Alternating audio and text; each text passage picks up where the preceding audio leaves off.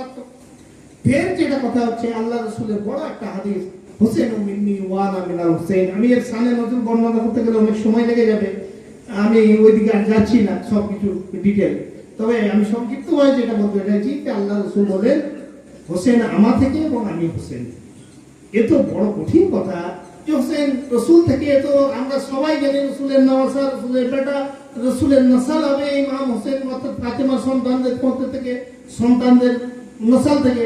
তো রসুলের থেকে হোসেন একটু স্বাভাবিক কথা, কিন্তু রসুল যখন বলেন যে হোসেন থেকে আমি, এই বড় খতরনাক কথা যে রসুল হোসেনের থেকে কি করে সম্ভব? সম্ভব এইভাবেই হয়েছে। এক ব্যাখ্যা, বহুত সারি ব্যাখ্যা আছে, আমি এক ব্যাখ্যা আপনাদের সামনে রাখি যে প্রত্যেক রসুল দিন নিয়ে এসছেন, ধর্ম প্রচার করছেন, তাদের সাহাবা হয়েছে, তাদের দিন হয়েছে, প্রতিষ্ঠিত হয়েছে, তারা দুনিয়া থেকে রুখসাত করে গেছেন, বিদায় নিয়ে গেছেন, তাদের দিন মিটে গেছে, তাদের দিন চলে গেছে, অন্য দিন এসছে। রসুলের কি হবে? রসুল যতদিন ছিলেন তিনি দিনের প্রচার করছেন এবং শেষ পর্যন্ত তিনিও আমাদের থেকে রুখসাত হয়েছেন, পর্দা নিয়ে নিয়েছেন, কিন্তু তার দিন কিয়ামত পর্যন্ত হয়ে গেছে।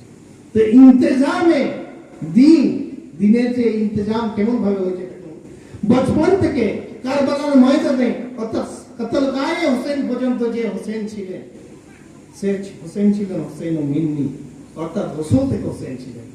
আর রসুলের দিনকে রক্ষা করার মধ্যে রসুলকে রক্ষা করলেন যিনি, অর্থাৎ রসুলের দিন থাকলো তবে তো রসুল রসুল থাকলেন।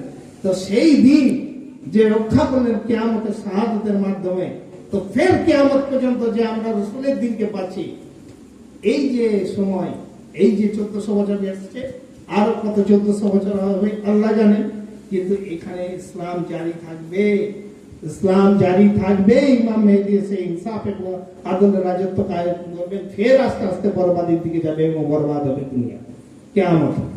তো এই যে সময়, এই সময় ওয়া আনা মিনাল হুসেন, আমি হোসেন।